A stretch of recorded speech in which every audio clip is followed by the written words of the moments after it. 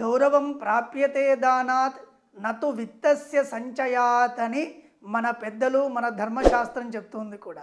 మనిషికి గౌరవం రావాలంటే దేని ద్వారా వస్తుంది? ధనాన్ని సంపాదించాం, ధనాన్ని కూడబెట్టడం ద్వారా మనకు గౌరవం వస్తుందా అంటే కాదు. దానాత్ అని అక్కడ వాక్యం వాడారు. అంటే మనం వచ్చిన డబ్బులో ఎత్కించి దాన ధర్మాలు చేస్తూ ఉండాలి.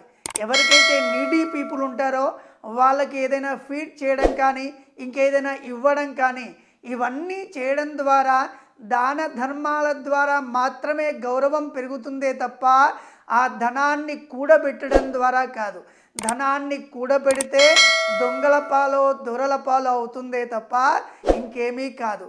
ధనాన్ని కూడబెట్టడం కంటే దాన ధర్మాలు మీరు సంపాదించిన డబ్బులో ఎత్కించితు దానానికి ధర్మానికి ఏ ధర్మంలో అయితే మీరు పుట్టారో ఆ ధర్మ ఉద్ధారానికి కూడా మీరు ఖర్చు పెడితే మీకు గౌరవం పెరుగుతుంది, లోకంలో స్థానమానాలు కూడా దక్కుతాయి.